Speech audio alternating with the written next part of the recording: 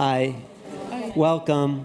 Welcome to the Meta Center. I'm Alan Steinfeld, and I'm the host of a television show called Newrealities, where it's about the changing paradigm, shifting consciousness.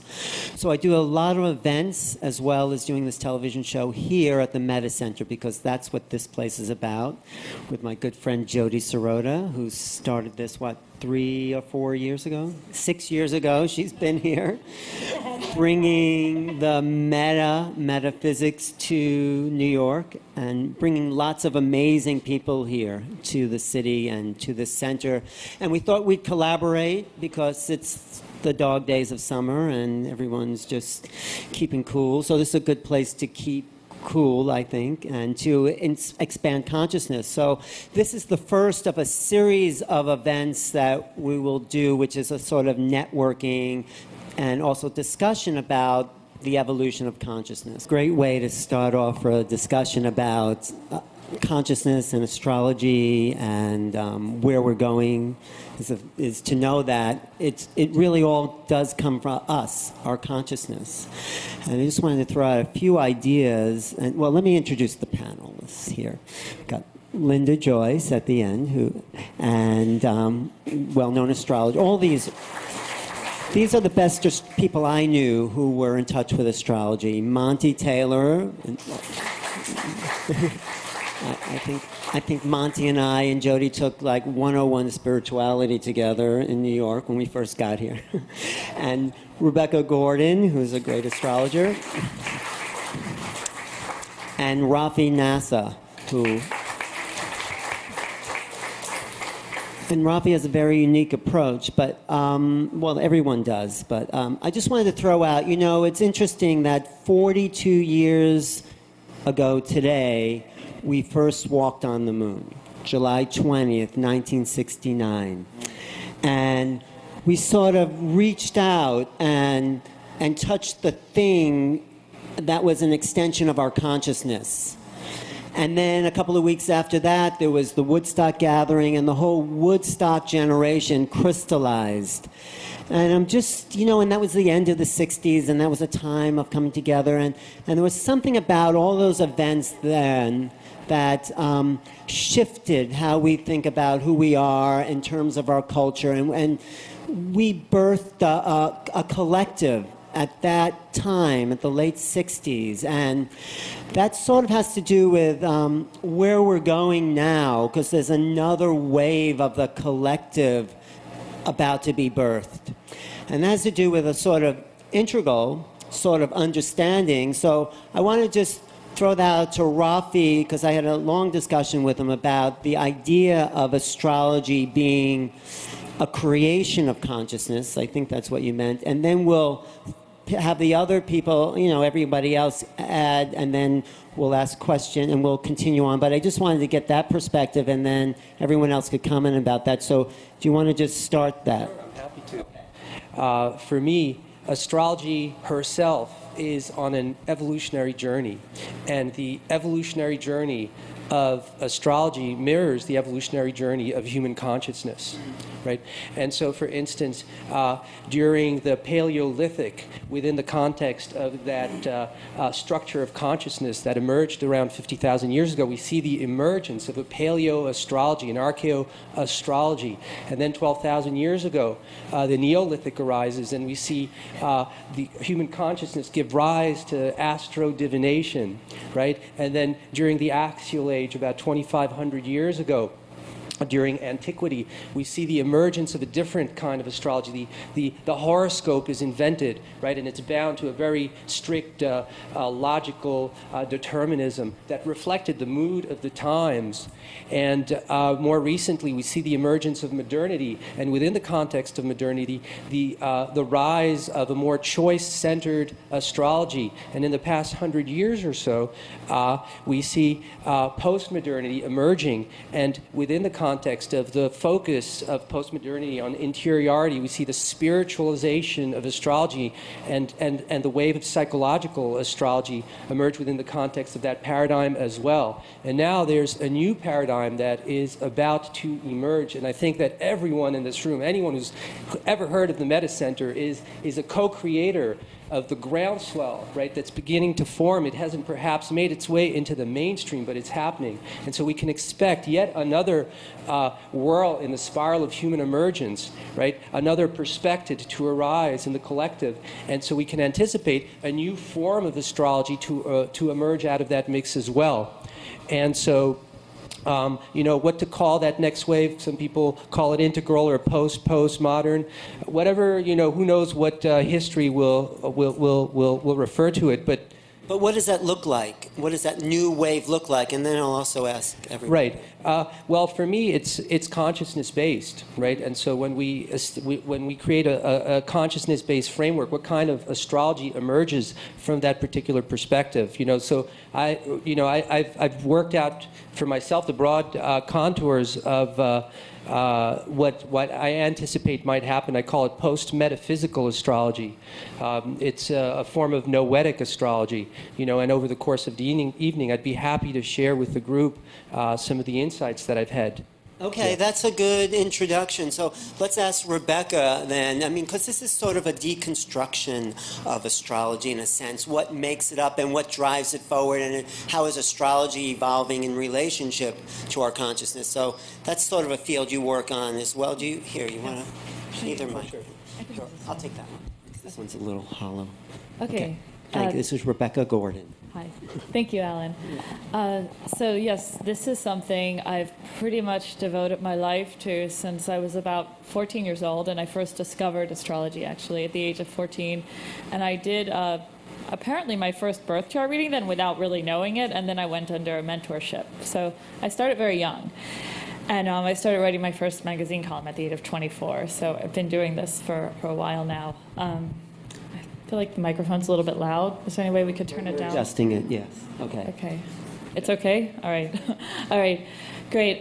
So astrology and the evolution of consciousness. I like to think that there's always been a space between us and astrology, the connection between us and the stars. And it's interesting when we look at, for me, astrology alongside religion, because first of all, and there's many arguments about this, that if you're a Christian, you can't believe in astrology, and this has been going on for a while. Now, the whole thing is that I find it interesting that the planets exist in the sky, first of all, and people looked up to the sky to find God supposedly lived in the sky. Jesus supposedly lived in the sky. All of these gods that were ever imagined supposedly lived in the sky. Okay? The planets are, in essence, in godly nature, they are forms of energy. And they are gods and goddesses of our sky.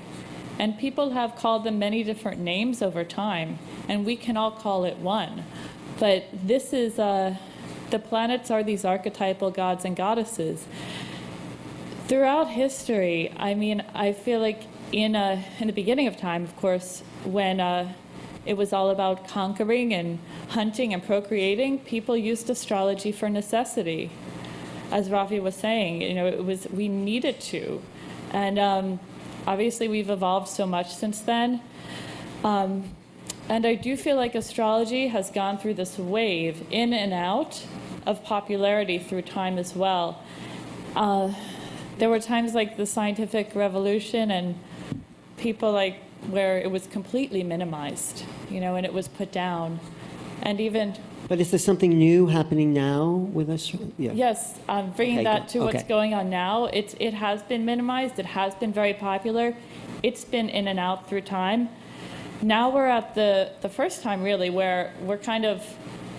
since the 60s, I would say, starting in the 60s, when it was the Uranus-Pluto conjunction, we have seen astrology as a source of self-empowerment and the idea that we do have free will over our own lives. Astrology is that empowering force, and not only it's showing us that we have free will now, though we're taking it a step further in saying that it's a pretty well-known fact now that what goes on inside us is affecting the entire world. So the evolution and the importance now of us understanding ourselves, which is astrology, is simply the path to self-understanding, will affect worldly matters. So it is in essence, an introspective thing, but it will actually affect everything that is outside of ourselves through the process of learning about ourselves. That's a great introduction. And, I mean, do you have more? Because we'll come no, back. that's it. Thank you. Yeah. Because that reminds me of like people say they're born without a guidebook, an instruction book, but through these arts, there obviously is a map of the right way to live in harmony.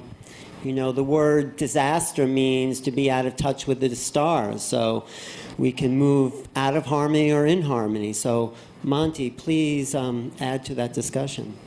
Well, it's true. Disaster does mean without stars. Stars were navigational throughout our recorded human history. We all think it began, at a certain time. We don't really know. But basically, my work, my research, my writing, my client base is based on the cycles of time within your understanding of where you are standing in the universe and how you're relating to it. The word horoscope really means picture of the hour in Greek. It's the picture of the sky the moment you were born as seen from where you were born. So two babies born at exactly the same moment in time, one in Paris and one in Shanghai, are going to have all of their planets in more or less the same signs and degrees. However, they're going to have very different charts because the ascendant, which determines the order of the way your chart flows, will be very different. It's also terribly important to understand that astrology is best and most effectively used when you look at it like an MRI or an X-ray. Does the MRI cause what it finds? Neither does the X-ray. So in my perspective, you are born with a chart. It is like a life plan. It is sort of the way you're constructed. It's not who you really are. So for this lifetime, you are going to have a certain sets of advantages and challenges. Now, when planets are moving constantly, they're forming aspects or angles or actually going over certain sensitive parts in the birth chart. And remember, everything has a birth chart. A company, a puppy, a person, the beginning of a new venture, a marriage, they all have birth charts. And it's very important to be looking at how is that chart experiencing the current transits. Because moving current planets today, for example, aren't really causing things as much as they are triggering potentials in the chart. Now, you all think that we're just a cacophony of individual charts. No, I'm old enough to remember when Carl Jung was a cutting-edge psychologist. And I do a lot of work in speaking at the Carl Jung Institute because Carl Jung was a brilliant astrologer, as was Benjamin Franklin and many others. That's a different lecture. But Carl Jung gave us a Rosetta Stone of understanding. You all know the Rosetta Stone that translated, when they found the pyramids. Okay, well, Carl Jung gave us the concept of understanding that there is something called a collective conscious, and we're all part of it. We're all individuals, and yet we're part of a whole. We all have free will, but our free will is only as powerful as our awareness. And there is where a gifted, competent astrologer can make a difference in your perspective. Astrologers aren't smarter than other people, although we like to think so. But we are trained, we are very vigorously trained, if we're going to be true to our art, to connect the dots. We are trained to perceive the timing and the synchronicities of things and not have them all disjointed. Now, for example, when Alan mentioned earlier that today, 42 years ago, we landed on the moon. Well, all of our fellow astrologers know what's 42 years in astrology? It's a Uranus opposition. Oh, and what does that mean? Well, in a human being, it means midlife crisis. But Uranus happens to rule, so you do a chart for landing on the moon. Uranus is going to be a certain place where it, And now, 42 years later, Uranus has traveled around the natal chart of the landing on the moon and is opposing where it was. Now, that's not fighting. That is coming around so that you have a beginning and a halfway mark, and you can start getting perspective as to where you are. Uranus rules innovative technology, space travel, revolution. Isn't it interesting we had Woodstock 2 weeks later? Yeah. That was cultural. That's consciousness. So is astrology changing? Is it evolving? In what way? I don't feel in my work, and I do this 24/7, that astrology in itself is changing any more than vitamins are changing. But if you read a vitamin book written in 1951, I don't think I'd want to follow it. We know a lot more about it now, but now we understand that there's a psyche, an emotional body, and then, depending on what metaphysical path you're following, other, etheric bodies, etc. Everything in this universe is related, you see. Astrology will trigger an emphasis in a certain part of your individual or collective life. The United States is having some massive, once in 300 years, combinations of energies all at once. I'm giving a lecture commercial next Tuesday night, Quest Bookstore, 7 o'clock. And I've titled it, listen, this is what we have to know about astrology changing. I said, the name of the lecture is I Told You So, Now What? So what you're doing, Alan, is you're bringing the perspectives of understanding and the application of astrology into the human condition. And that's what's changing. Thank you, because I think that is a great introduction to what Linda Joyce is doing as you bring the stars into the psyche of the individual. And then, so talk about that and then the collective as well. Yes, but I'd like to start out with, and I'll lead into that, with this little vignette about Buddha. They said to Buddha, "Are you a god?" They asked Buddha, and he said, "No." "Are you an angel then?" "No." "A saint?" "No." "Then what are you?" He says, "I'm awake." And that's consciousness. Great. Okay, so what does it mean to be awake? Okay, it means that you recognize your full potential as a human being, as an earthly person, and as a God yourself, as a part of heaven and earth. How many of us, what pieces of ourselves do we just embrace? Most of us only see ourselves in a very small part of our whole potential.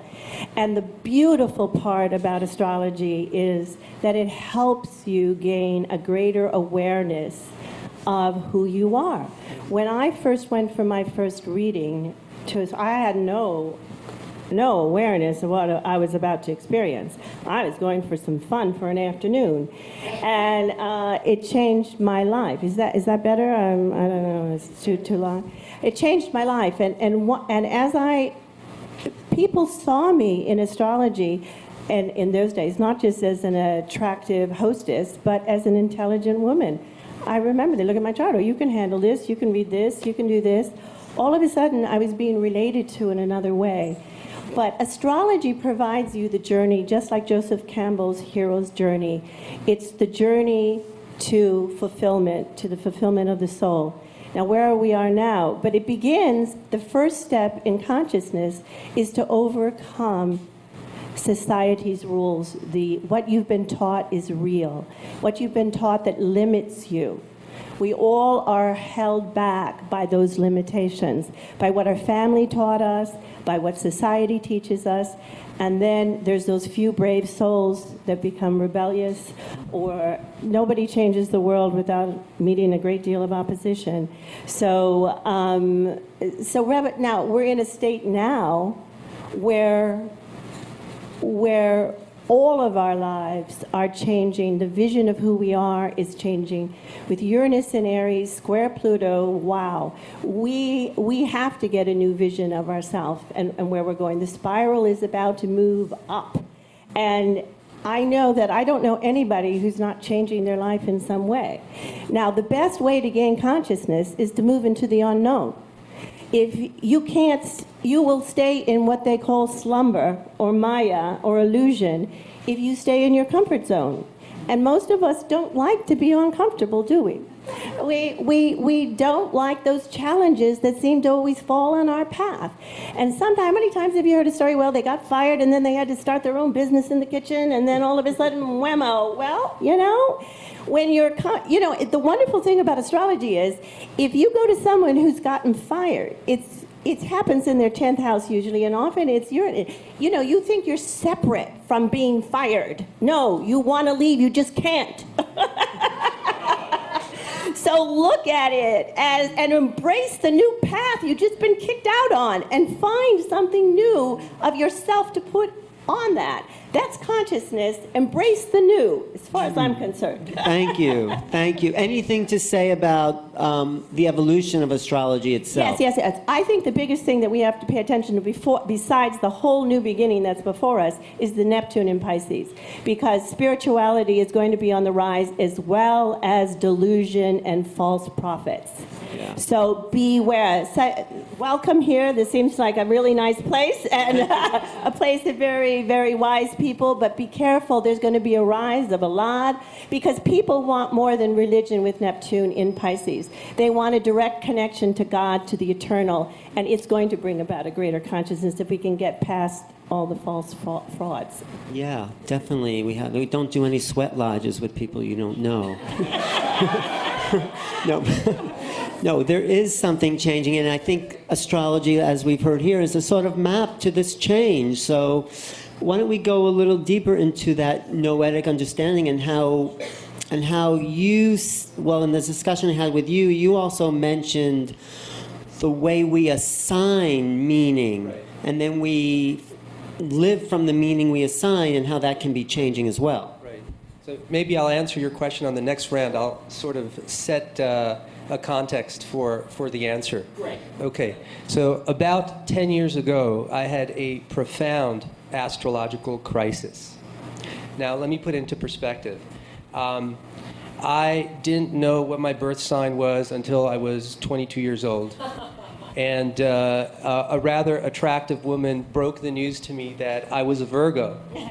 Okay, and needless to say, I wasn't thrilled to hear that I was born under the sign of the Virgin. Admittedly, she gave me a pretty good reading, right? And she didn't know me very well, but I just presumed that she was giving me a cold reading, and that she was reflecting back the little she knew about me. Now, but I was somewhat curious, and so a few weeks later, I was at Barnes & Noble's, and at the time, it was called the occult section, right? And so I pulled out an astrology book, made sure no one was looking, and I flipped through the Virgo section. I said, damn, that sounds like what she said, and it resonates. And now I wanted to be a Leo or a Scorpio, right? Not a Virgo.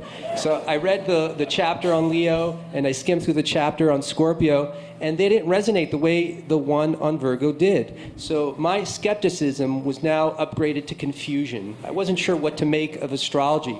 And to settle the matter, what I did was I sent a gentleman, an astrologer in North Carolina, a man by the name of Stephen Forrest, a check for $135, right? His wait list today is, about a year? But 3 weeks later at the time, he sent me a 2-hour cassette reading of my birth chart. And that was one of the most profound spiritual experiences that I have ever had. Now, the man didn't know my name. He kept on mispronouncing it. My name is Raffi. He kept on calling me Raffi. So this man, a complete stranger who doesn't know my name, had such a beautifully eloquent and articulate way of presenting my soul, right? It was like a psycho-spiritual portrait painted by a Rembrandt. That's what it felt like. Every few sentences, my soul would gong, right? I mean, it would just reverberate so deeply. And it still is. Like right now, that reading is still alive within me. That's how profound that experience was. And so I became a convert. How could I deny it? What a profoundly beautiful experience. And I wanted to learn how to do this, and I wanted to share my experience with others. And so I studied with Stephen, and I studied locally with another astrologer, John Marcusella. And then I started attending conferences and reading books. And then I started to get skeptical again, because at these conferences, basically anything anyone said was accepted. There is no real critical self-evaluation. And I can understand that astrology itself has been marginalized for such a long time, but I began to wonder, how can I reconcile all these divergent points of view? I became confused. So there it was again, the Virgoan skepticism and confusion. And I resolved to clarify the issue for myself by doing what eventually became this book, Under One Sky. And so basically what I did was I approached 12 different astrologers, luminaries in their respective traditions, and I asked them to do blind interpretations, right? Blind readings, context-free readings for the same chart, the chart of a woman. They didn't know her name. And so the book basically consists of the 12 interpretations, as well as the interpretive strategies in an interview section, and the biography of the woman whose chart they interpreted. So basically the book is like a portrait gallery of an astrological portrait gallery painted by 12 different masters, and the reader also has a photograph of the subject that they can use to compare, to measure the 12 readings up against the facts of this woman's life. And the intention was really to put up a mirror to the face of astrology. What are the limits of astrology? To have clear sense of limitation really empowers astrology, in my opinion. And so that was really the intention behind the book. Now, as I was working on this book, is when I had that astrological crisis, and that is because I approach astrology with a beginner's mind, right? And so I just dropped everything I knew and I had learned about astrology, and I began to think about what is the stuff of astrology? What is astrology made of? You know, I'd been practicing black box astrology, and I just wanted to kind of lift the hood and, you know, see what was in there. And I really thought about it deeply, and then I realized that there's a fundamental flaw. There was a fundamental flaw, right, in my understanding of astrology, and that's what generated the crisis. You know, it's almost as though all the time I had been practicing astrology, I had this huge elephant following me around, and this revelation was so startling and shocking because I realized, wow, there's an elephant in the room, and I never noticed he was there, and he's been following me around for such a long, you know, all along. So, you know, what was the elephant? What was the elephant? Right. So what's this? I'm happy to do it on the next round if you'd like me to. We'll hold keep on to everyone the in elephant. suspense. Yeah. No. Okay. Well. Yeah. Okay. This is my. So okay. Yeah. No. Okay. We'll get back to the elephant. but I mean, I sort of want this to also be a discussion among the astrologers here because it's such a vast subject. I think everyone has their own lens on it, so we can also talk to each other as well. But for you, and what Raffi said is that, you know, it's a lens into someone's soul, and I think that's what you do, Rebecca, in your reading. So talk about then how you help to evolve someone's destiny and consciousness by doing these kinds of in-depth soul analysis. You know what I mean? I mean, because I think that's why it's a gift for us, and it's a tool for our own evolution, and collectively as well. But go ahead. Absolutely, yeah. It's like brain surgery of the soul sometimes, and you're looking very. But how? How is it brain? Okay. First of all, I mean, I like to kind of zoom out and zoom in a lot, which is necessary in astrology. We are all a lens of the world. We all have a very different lens of this one universal sort of light.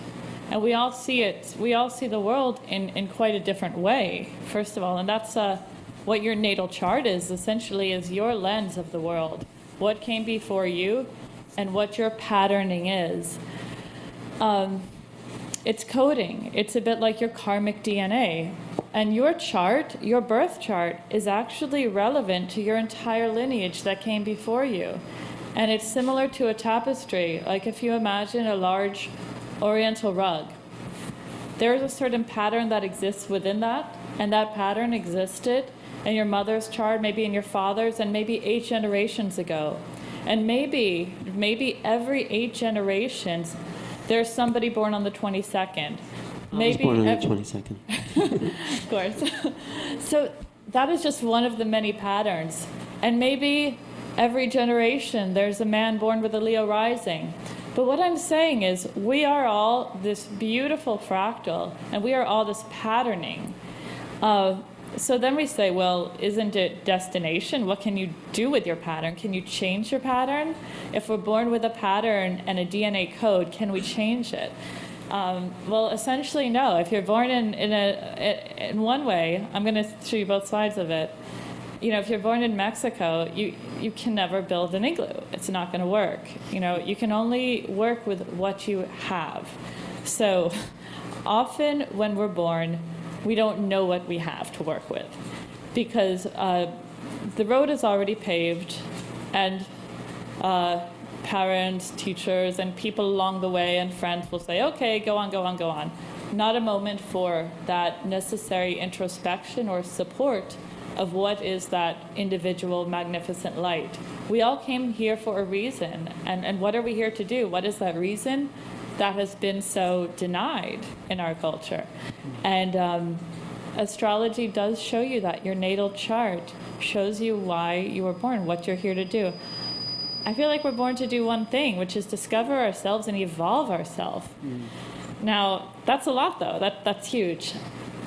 In your chart, you have 9 planets and arguably a lot of other asteroids and trans-Neptunians, however far you want to go.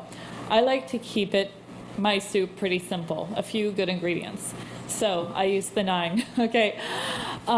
Now, with that said, what can we change in our patterning, in our code? So if you have an IKEA rug, or your rug will never look like an Oriental ornate tapestry, you can never go there, but you have to make it the best kind of modern, pop-looking rug that can be. You know, as just a metaphor, you're born with a certain shape, a design. Now, with that, we have 9 planets. Each 9 planet is an archetype within us that has a different message. For example, your Venus shows how you receive. Your Mars shows how you give. Your Jupiter shows your abundance. Your Saturn, some people say your limitation, your karma, where you work really hard. So each planet is an archetype that can be evolved. Now, you can be born with a certain chart and do nothing with that plot of land, or you can do everything with it, and you can grow beautiful crops on it, and you can do anything with your natal chart. It's important to get to know it. It's important to know your symbols. Know what kind of fertile ground you're working with, because everybody has that fertile ground. Everybody can make something very beautiful out of their lives. It's just getting to know yourself, which is the first step, and what is there innately in the soil, what you have to work with, which is the path of self-understanding in the natal chart. And you know, the more we understand ourselves, essentially the more we understand other people as well. And I see astrology more as a bridge to compassion and understanding. It is about self-understanding, but in the same breath, it's about understanding, world understanding, understanding of the other, too. How is that? How does that work? How do you understand the other by your own chart? Well, first I want to mention that we're going from salad to soup. Neptune's going from Aquarius to Pisces, okay? We used to see ourselves as these little individual beings in this big salad, and that's no longer the case. Now it's essentially a big melting pot once again. The veil is thinning tremendously between you and me. We're in soup, okay? We're not that individual creation anymore. Now, some of your questions. No, that's the interesting part I also want to get to in a broad spectrum is like this this melting, becoming more energy. I mean, we saw ourselves as individuals, as particles, and now we're seeing ourselves as waves more. And so, what do we do with that? How do we access that part and make it our collective potential? Is sort of what I'm saying. So you have your own individual chart, right? And you have what you're good at, and then we have this collective movement. Right. So. Absolutely. So we say, okay, we're all refractions of this one very powerful light, and we all have these individual charts, and we've all, for the past 14 years, as Neptune has been in Aquarius, the individual has been highly esteemed. You know, be yourself, do your own thing, which is still such a valid point. We all should. But now, as much as it is the individual, this interconnectivity is becoming more and more pronounced, compassion welling more and more deeply. As we've been challenged as an Earth through earthquakes, through floods, horrible catastrophes over the last 7 years. You know, compassion has welled more and more within people, and people are starting to realize this deep connectivity as humanitarian efforts are more and more widespread. But not only that, I do think in this way the information age, technology, is bridging us to higher compassion eventually, and that's why Neptune in Aquarius goes to Neptune in Pisces. Technology as the bridge to this world community. And then it's not I am you, you are me. The more we understand ourselves through our natal chart or through what's going on now, the more other people understand themselves. We're less and less different. So eventually it is compassion. It is all compassion, I think. Thank you. That's great. So what about this Neptune and Pisces, Monty, and this collective consciousness? Because I think things like the internet and just the communication, the levels of communication we have is bringing everyone together that we're sort of are merging. We are merging a kind of collective understanding where we're all becoming more psychic, more aware. So that's like another level of letting go of boundaries, and do you want to talk about that as far as Neptune? Well, if you want to specifically look at the collective and things like that, and the awakening through technology and the internet, we are resonating with the archetype Uranus. You see, everyone knows what an archetype is. An archetype is a character that mankind makes out of a cosmic force that is so abstract we can't talk about it. So you make it into a character called an archetype, and then you can put it into a series of different stories to show how it works favorably or unfavorably according to the way you address it. Now, cycles of Uranus, it's very consistent. Of course, it is the time for it. You were saying this is the 42nd anniversary of the moonwalk, and this is the Uranus opposition of that. Do you notice during the Uranus opposition of the moonwalk, we are disbanding the space shuttle program? This is the other end of it, huh? It triggers potentials. Now, had we been educating people in this country for the last 35 years, I don't think this would be happening. And that's very serious. You know, we all think we're educated. No, we're indoctrinated. And that's Uranus talking. And now, because information cannot be contained, controlled, manipulated, and channeled to toe the old party line because of the internet. Look at all of these revolutions, Uranus, in the Mideast, and even back to Tiananmen Square. None of them could have succeeded without the internet. That was the key difference, as opposed. Now, we're having the Uranus return.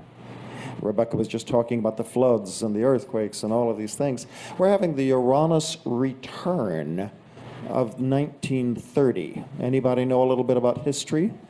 You mean the stock market? And was that the stock market crash? The Dust Bowl. Have you noticed the droughts across the country? The flooding going on? The labor union movement? We are having the Uranus return of that, while having the Uranus opposition of the 1960s. The new revolutionary generation is being challenged, and they're all, see, so right now, for example, a child born All the people on the earth right now that were born in the 1960s, in their personal lives are having a Uranus opposition. Which means Their way of innovating and their ability to sustain it with responsibility is being challenged, not attacked. So when you have a challenge, I always say it depends on what you're challenging. If you look at Taurus in astrology, it's an earth sign. I tell people, think of the pyramids. Imagine now the pyramids having a tsunami. Big deal. They're not going anywhere. So if you have thought forms, you see, right now what Uranus loves to do more than anything, collectively and individually, is to smash through stuck energy. And we have been having Saturn, which in one of its levels of consciousness rules the status quo, is being squared or challenged by Uranus, and right now opposed by Uranus, squared by Pluto. Both of these are very major transformative energy vortexes. They're energy vortexes. So I find everyone can start understanding and relating better to astrology when you start treating it as a language and not a train schedule. So what should we look for? What do you see? Well, just look coming? at the cycles. You see, now, for example, recently I was flown down, I was very flattered, I was flown to Chattanooga, Tennessee to do an astrology lecture for the Friends of Noetic Science. Last thing I thought I'd dream up, you know. And here's something interesting.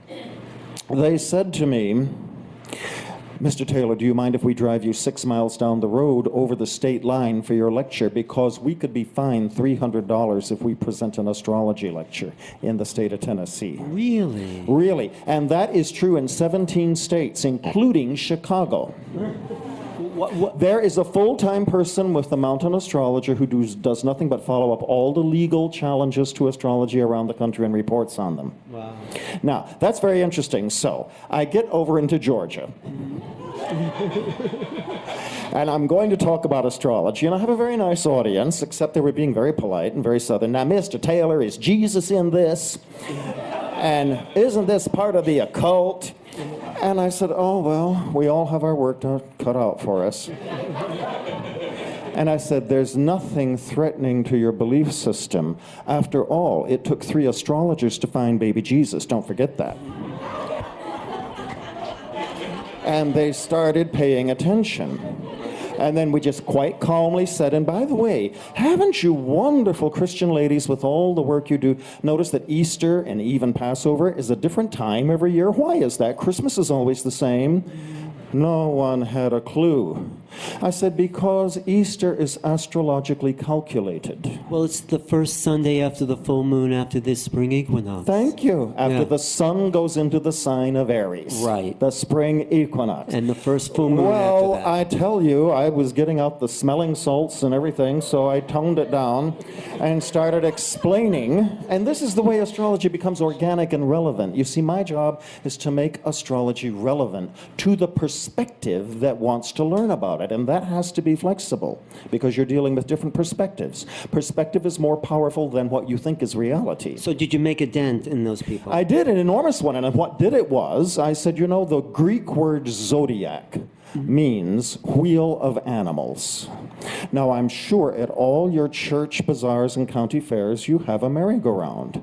That was conceived during the Renaissance and was based on the astrological chart. What is a merry-go-round? It's a wheel of animals. You get on an animal when you're born.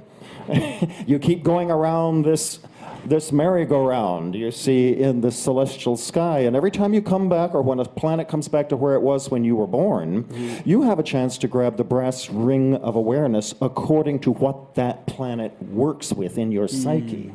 So once you just bring it down and get people to balance the indoctrination of the left brain with the abstract thinking of potential and visionary abilities of the human condition through the right brain and start balancing them, you start being able to get to places. And also Thank you. people should really, here's a very important thing for countries and people, and then I'll relinquish. When you are using only your natal chart to solve all your problems, that is like putting your baby picture on your passport. Because if you are over 35 years, you have fully 19 active charts going on in your psyche. You have relocated charts, you have progressed charts. Your chart progresses, 1 degree in the zodiac for every year you've been alive. This is a vital piece of information people just gloss right over.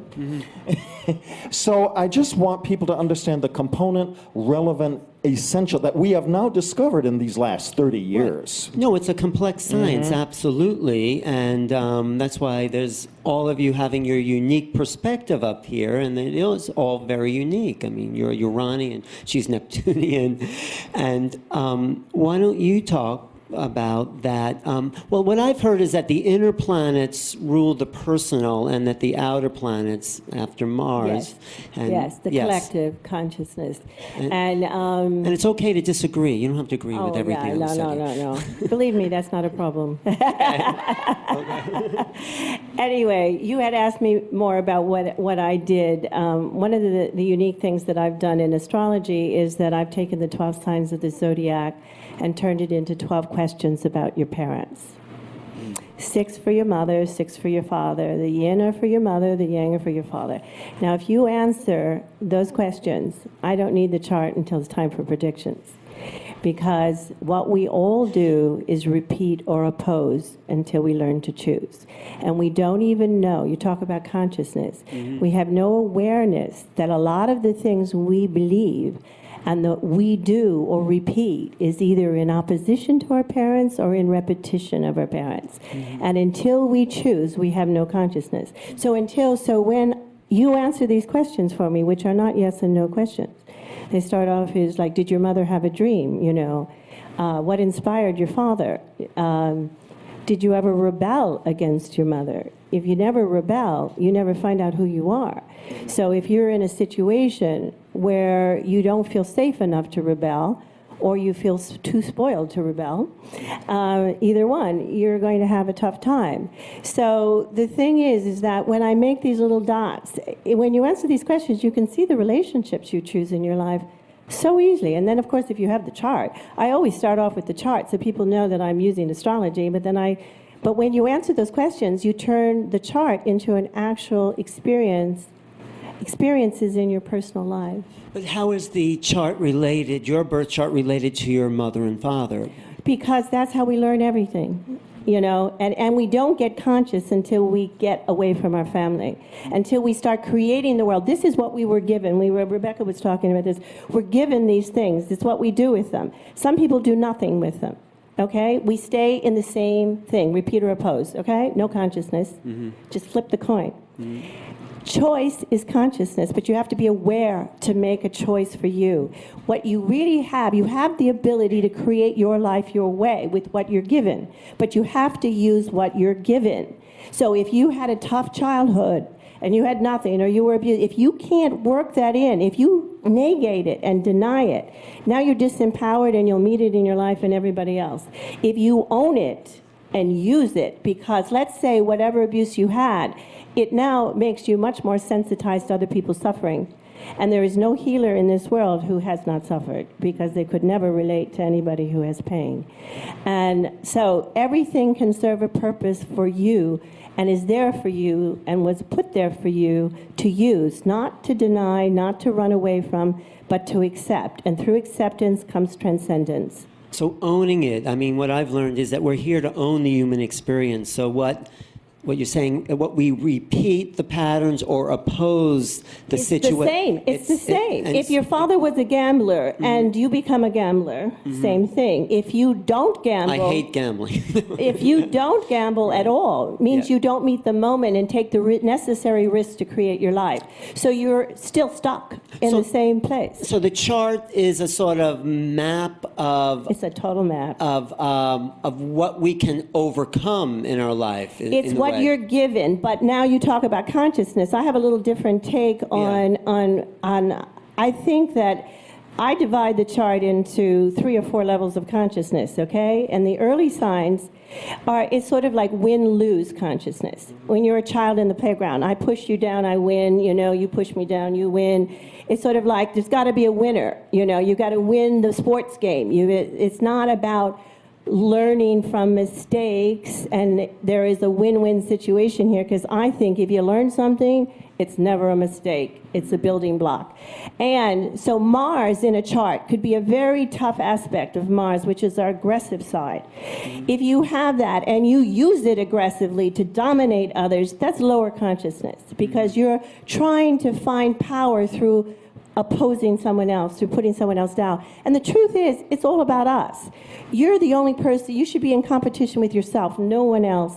And when you learn that aggressive energy, when you can channel it toward your passion, toward creating something in the world instead of worrying about what everybody else has, then wow, all of a sudden you're going to get enlightenment. You're going to get experiences that change how you think, because it's not based on measuring yourself against everyone else.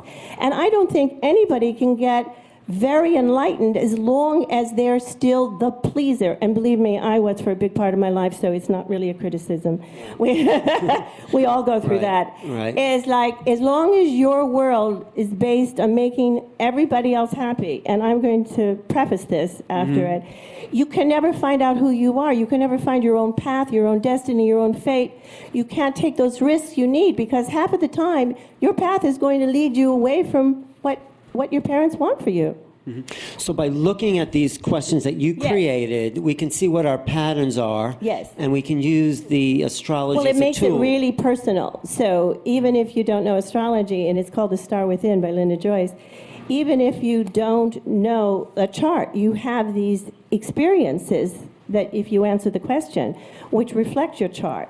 So, and consciousness is awareness. And when you're aware of why you're choosing to do a certain thing, why are you always with somebody who rejects you? Why are you always with somebody who is smarter than you? Why is it this? If you look at those simple things and go back to your parents, I'm sorry, it does all come from our parents.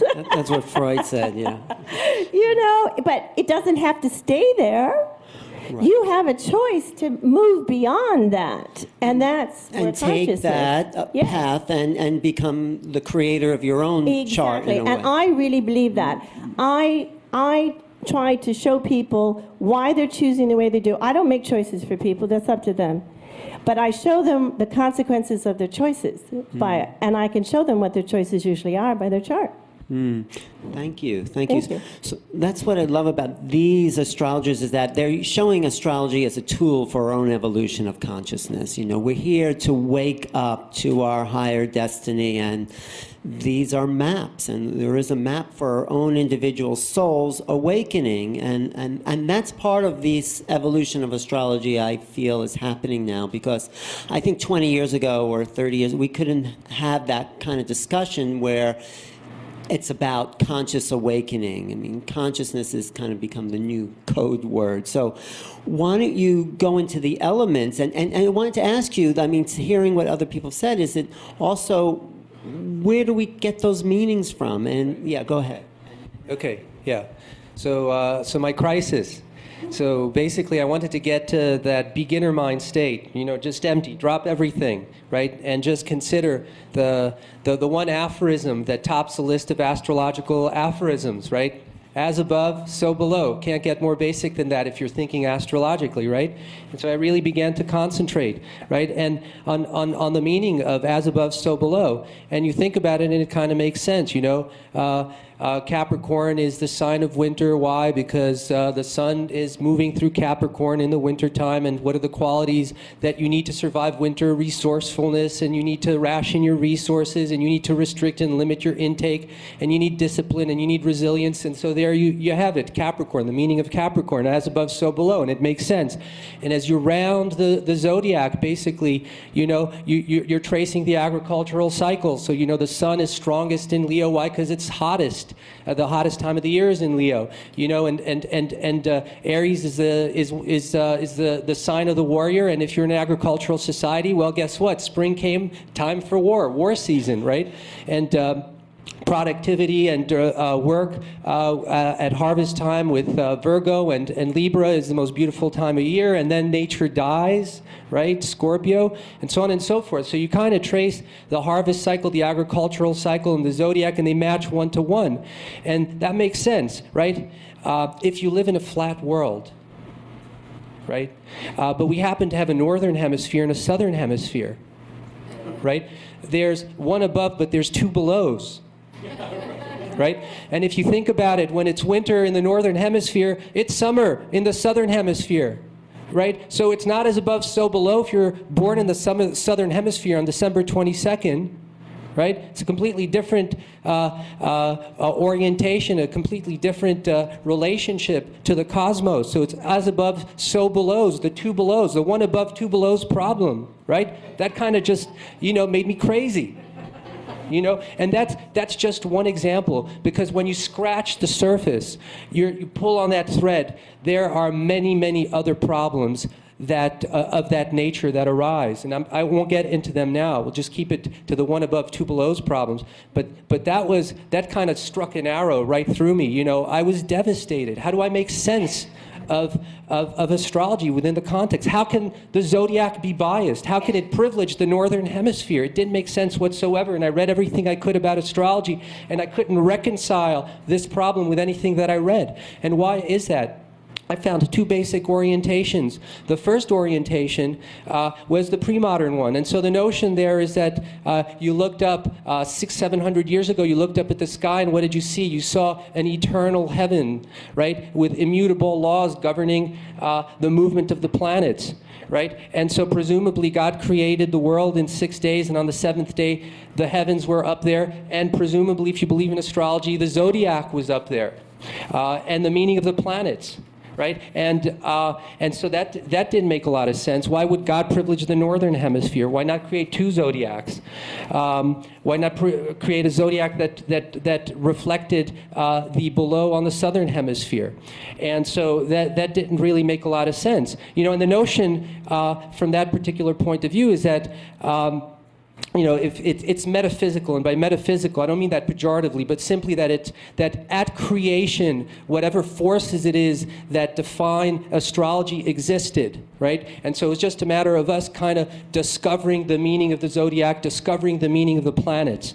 And so then modernity displaced the pre-modern worldview. We got rid of the mythic overlays, and yet we kept that metaphysical understanding. The laws of nature now, not the laws of God, but the laws of nature, according to physics, basically were all encoded into the very fabric and texture of the universe 0.00001 seconds after the Big Bang. So presumably whatever forces, if you're trying to understand astrology from a materialistic, modern point of view, the very forces that inform astrology existed there, that were present there, encoded in the cosmological DNA, and then as the universe unfolded, they just kind of just matured and settled into place. And so if you buy into a materialistic understanding of astrology, then presumably 200 million years ago, right, the zodiac was there, and the zodiac, the meaning of the planets was there, the 12-fold zodiac, and the planets were there, and their meaning was imbued, and they, again,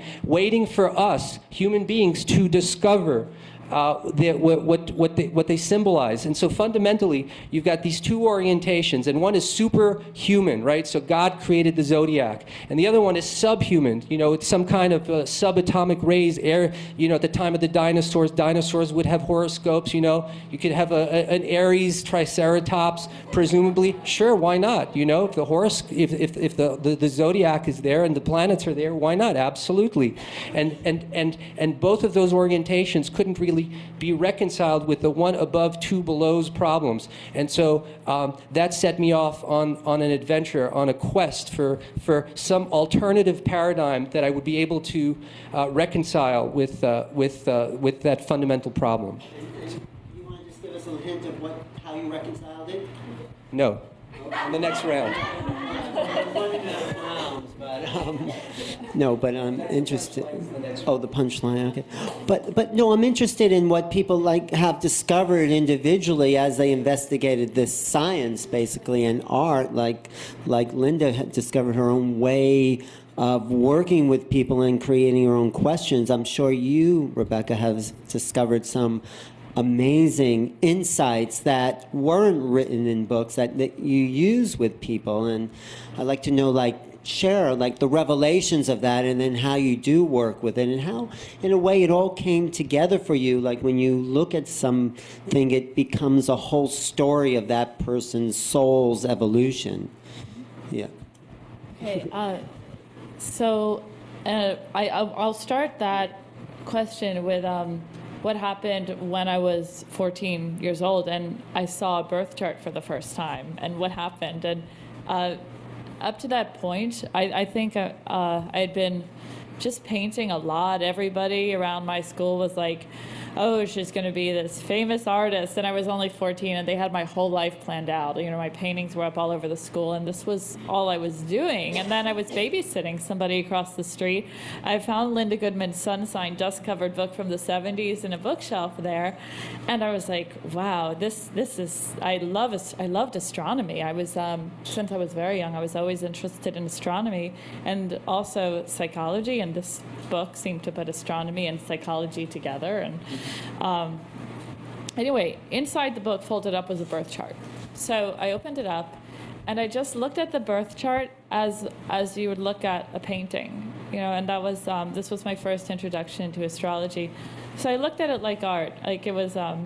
It was an energy map, but it told a story to me, and it meant something. And I saw these symbols, which seemed to tell a distinct story there. And the woman came home that night. I had put her kids to bed and everything. And she said, oh, you found my astrology books. You know, I said, yeah. I said, I'm obsessed. I have to know everything. And also I'm a Virgo like you. So there was a part of me that was quite skeptical that said, wait, you know, I know about astronomy, I know about psychology, but can this really happen? You know? Anyway, she looked at me and she said, I had the birth chart wide open. I was just staring at it, and she said, so what do you think of this? What's going on there? And I just told her exactly what the painting looked like. And I talked about what was going on in all the corners of it, and I made up a story, essentially. And she said, what do you think that part is? And she pointed to Jupiter. I said, well, that's the best part. That's the opening. And it was just the shape of these symbols seemed to tell a story. And the shape of Saturn was clamping down. And I just described them as symbology and what the shapes looked like. And essentially that was my first reading. And that showed me that to do astrology, there's a bit of, you know, obviously you have to have your facts right. You have to have exact birth times all the time. But there's a bit of creativity here, and it is like music or like art. And sometimes when I look at charts, I see patterns, I hear music, and I look at these shapes and symbols and I feel them as if almost I'm seeing a painting or hearing a piece of music, and the birth chart can become that, actually. Essentially, these are all archetypes that, as Monty talks about, the archetypes are the planets, which are in the birth chart, which are in the sky. Now, essentially, every planet in the sky is an archetype that lives inside of us. And we all have a vastly different expression of that archetype. So sometimes when you, if there's time, Yeah. Alan, I would like to kind of go through a couple of the hours. Yeah, yeah, go ahead a little bit. Okay, just to give you guys a sense of what I mean here. Yeah, please. Let's talk about an archetype like Pluto, okay? Well, Pluto is one of the major, it's the furthest out, so people say it kind of packs the biggest punch. It moves the slowest, all right, out of all the planets. It's spending about 20 years in the sign of Capricorn, where it is now. So Pluto just entered Capricorn. To put this all into perspective, the planet Pluto just entered the zodiac sign of Capricorn in 2008, when we had the major crash and real estate, the markets, everything got shrunken down to a skeletal structure. Now, we're mixing two things now. Pluto, what does it rule? Pluto rules in our subconscious this deep internal transformation. It rules our infrastructure, what we're built on. Now, what's transforming now is everything Capricornian. And what is Capricornian? It is, we think, government, economy, business. So the planet of deep transformation, wrenching transformation, is in the sign of our economy, government, and business. And that's what happened in 2008. Okay? So it's going to be there for another 20 years. Now, certain people are born with Pluto and Capricorn. You know, if they were born after 2008, that is an archetype that exists in your natal chart. So all the children who were born post-2008 have a Pluto in Capricorn. And that also means something for them and everybody in that generation. You know, and each planet is an archetype within our psyche. We go into another planet after Pluto, it's Neptune closer in. And Neptune is our channel, it's our conduit to spirituality, to creativity. Neptune is a higher teacher, and Neptune dissolves things. So now Neptune, we're in an interesting stage right now because all of the planets just changed sign. It's a bit rare. The whole stage just completely changed. It was like curtain call. That reality's over. The new one's beginning. Okay, It's a new reality, right? Yes, the new reality is beginning. Right. Curtain call. Pluto's in Capricorn, now Neptune in Pisces, and Uranus in Aries. It's an entirely new archetypes are out there. I mean, it's a whole new world that we are now moving into. That we're in. Yes, every archetype is, well, it's still Pluto, and he's still going to transform. He's just going to transform a different part of our world. Which is our infrastructures that were built so long ago, that were born, namely, 246 years ago. You know. So everything is changing, and we have a map of what it's changing into. Well, that's what we can do right now. To be active in the system is to understand where the symbols are. Is to say, okay, Pluto's in Capricorn. What are we supposed to change here? What are we changing? Well, we're changing our deepest infrastructure of economy, government, of hierarchy, the way things are run, of systems. And that is the big backdrop of this theater, you know, and then we go into Neptune. And Neptune is also often what we idealize, what we strive to. And Neptune had been in Aquarius for the last 14 years, which showed we had very much idealized technology and everything new and thrown out all the old. It's still up to us to make the specific decisions about what to do. I always say follow suit, okay? You want to follow suit. You want to be where the planet is. If Pluto's in Capricorn, yes, you are here to transform this old system, okay, and turn it upside down. Neptune has moved into Pisces. So where is our spirituality? We are all the veil is thinning so much, and we are all becoming somewhat of a channel. More than ever, even over the last 5 years. So Neptune and Pisces does promote that deep interconnectivity between us all, and wills much more compassion. Now, there's much more to Neptune and Pisces too. We have to watch out for leaking water in the world and floods, things like that.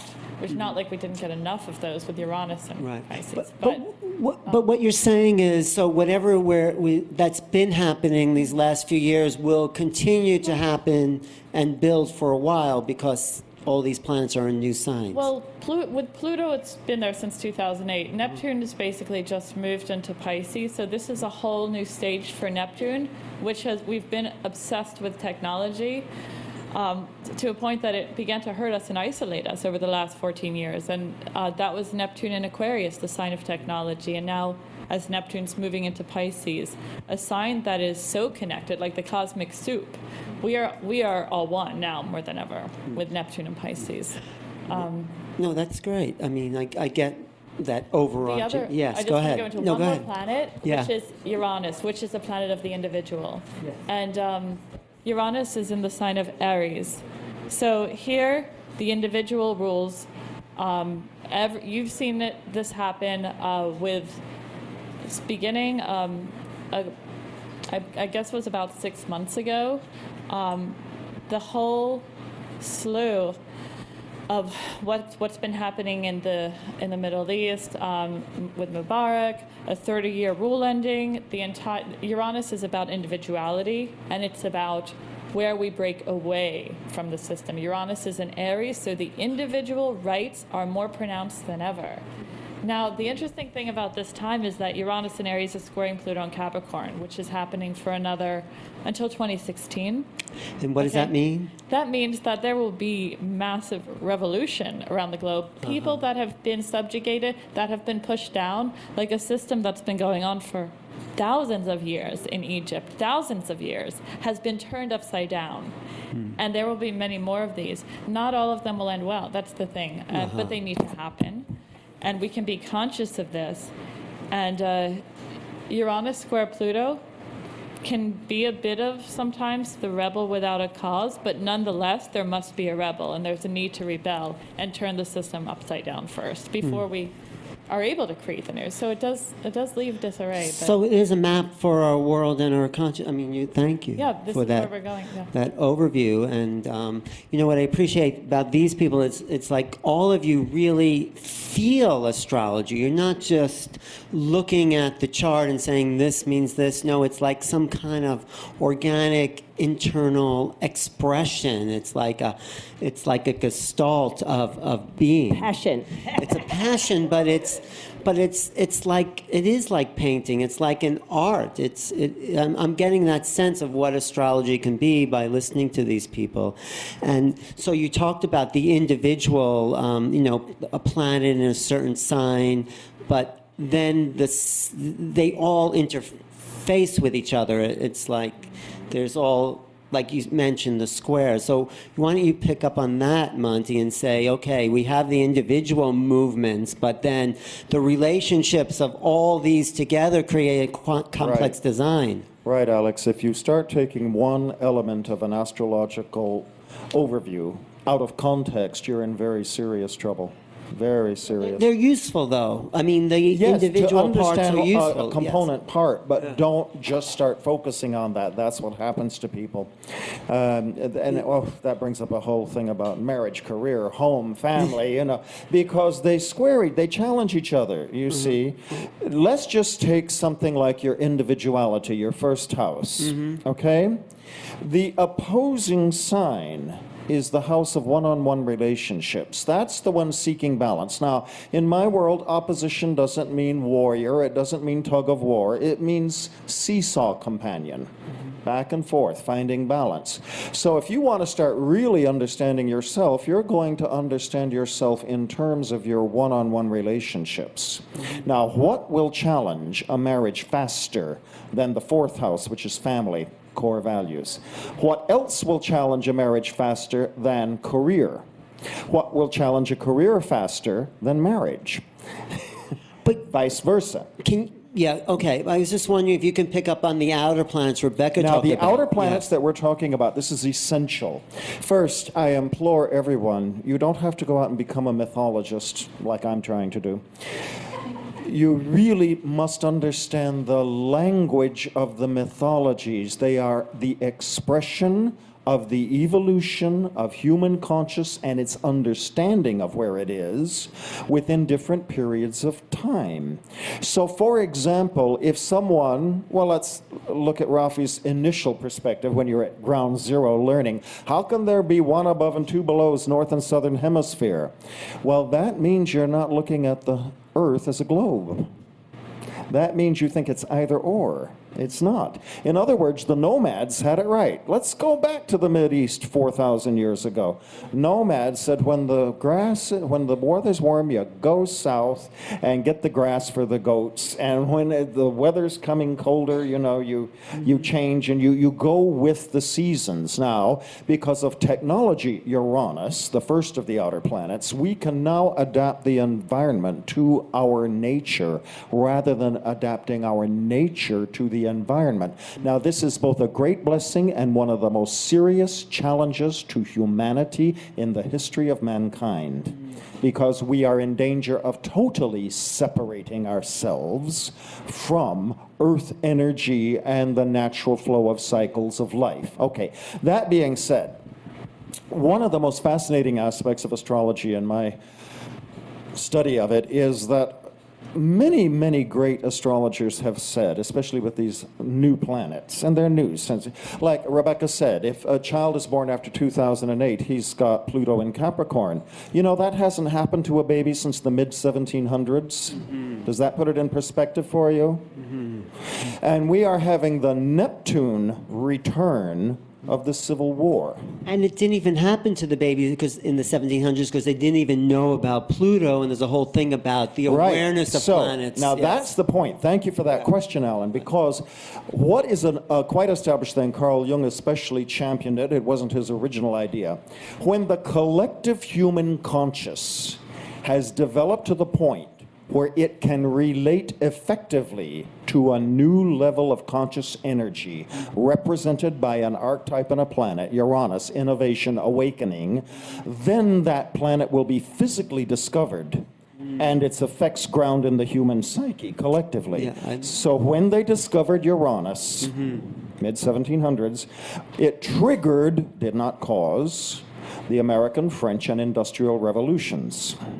How would you like to be a Native American then? Yes. How would you like it if they discovered Uranus during the Crusades? It rules nuclear energy. So it's all this timing. So now, a fascinating thing, more or less on the Uranus return of the discovery of Uranus and Pluto, we discovered Neptune. Neptune rules drugs, impressionism. If you know the 1850s and 1860s, the whole country was swept by a frenzy of table levitating psychics. Yeah, the spiritualist movement. The spiritualist movement, the Quakers and the Shakers got going big time. The beginning of impressionistic art. The change in- Impressionism, art and music, you see. All of these things because Neptune brings in this otherworldliness, you see. And that paved the way for Blavatsky and Annie Besant and the Theosophists and all of these things. Okay, let's have the Uranus return of the discovery of Neptune. Pluto is discovered. The Uranus return of the discovery of Neptune. Because there's the Uranus return to everything. I see, okay. If you cast a chart for the discovery of Neptune, you're going to find roughly 84 years later, when Uranus comes back to that tune, some new cycle is going to get triggered. So we happen to more or less around that time. These things don't run like the LIRR, you know, or the New Jersey Transit. This is cosmic time. So Pluto was discovered. The first thing we associate with Pluto is investments, stock market, the economy, and look what happened in 1929 when it was discovered. Right. It also, we're having a lot of returns now of that, you see. So you're finding cycles upon cycles. So you ask, what do you do? Yeah. Look back at where was Uranus 83 years ago, and then where was it 83 years before that, and where was it 83 years before that. Since the others are involved, Neptune, where was Neptune 150 years ago? The beginning of the Civil War. So we should, with Neptune going into Pisces, which it rules, we should be getting some pretty great new impressionist kind of art, or some new art form coming up, probably meditative, though it'll always be in combination with the other planets' innovation. And it's always a higher evolution. It's never a repeat exactly of what happened. But the it's- general essence will repeat. The actualization and expression of it will be different. Now, 10 years ago, I thought I was nuts, but I never stopped me. So I was saying, you know, I have a weird feeling about Neptune being in Aquarius. Aquarius rules technology and the internet and all of these things. I said, you know, on the unevolved level, the lower level of Neptune, it rules addiction. Didn't we have a big drug problem then? Do you know there are addiction clinics now for people addicted to the internet, texting and twittering? And it has affected it it goes right backwards to Mercury and Gemini and all of these things. Look at what's happening to language as a result of texting and twittering and all of these things. People can't spell. And most of all, it's affecting the sign of Libra, because Libra is authentic one-on-one balanced relationships. And now people can more comfortably relate to people in groups and quasi-anonymously anonymously through all of these social networks. What's affecting that? What's the common? This is the evolution of the internet further. You see, this is the through what Neptune planet? coming out of Neptune coming out of the sign of technology. Now it's into the sign of Pisces, and every sign and planet and house have their unevolved side and their evolved side, and that's up to consciousness. That's you see. where consciousness. So the that's with choice. unevolved side of a planet happens only when you block its energy. Let's say you are blocking your Mars energy, okay? Anybody here. Right. And let's say Mars is in the house of job, okay? Well, you're blocking its energy to be proactive and pioneering and individualistic. You are going to, if you're blocking it, get its lower expression, which is office intrigues, arguments at work, fights with your boss, sudden firing, things like this. It gets triggered. So the higher expression is. The higher expression is promotion. You've been a go-getter. You've been a trendsetter. You're not afraid to speak your mind. We could use you. Now, anytime a planet goes through a particular sign, if in your life or the individual's life or the company's life or the corporation's life, they all have charts. Let's say, for example, yes, Pluto has just gone into Capricorn. Well, if the government were ethical and altruistic and balanced, and the economy was not exploitive and parasitic, do you think we would have had the crisis we had? No, in fact, it would have been emphasized better. A simple way to really get it, let's say you've got in your chart Capricorn on your sign of marriage and partners. If you're in a very dysfunctional relationship and Pluto comes into that house, it is not going, it's going to be triggered. You know, then you're going to be really fighting over the Rolodex and the dog and everything else. But if it is one of those amazing, wonderful, authentic relationships, entered into with full, wide eyes open, realizing that you are dancing in the universe with somebody, then Pluto is going to rejuvenate that relationship or marriage or company or anything else you want to talk about. You see? I get it. So that's the way, that's how to start tuning into it. Okay, so I get that. Thank you. So each planet is sort of a particular energy that is brought into the person, and we can use it for whatever way we decide to use it. I like to say a planet's like a knife. You can hold it by the handle or the blade. Okay. So then talk about how you... Well, I would like, you know, the negative side of all of this instant communication and blah, blah, blah, blah, blah that's separating us. It's also uniting us, of course. And the positive side is that we can no longer look at ourselves as alone. And if you really want to raise your consciousness, you can't see yourself alone. If you're a person who never can ask anybody for a favor, if you can't rely on someone else, if you can't extend help to someone else, if you can't give and take, you will not raise your consciousness. I'd love to read this very short little from Albert Schweitzer. Please. Just as the wave cannot exist for itself, but it is ever a part of the heaving surface of the ocean, so must I never live my life for itself, but always in the experience which is going on around me. And so here again is the consciousness of the fact that we are a part of the whole. You know, we're an individual and we're a part of the whole. And real consciousness includes both. You don't have to sacrifice your uniqueness, but you have to know what to compromise to work with others. And it's knowing what to give up and what to hold on to that's really the real challenge now.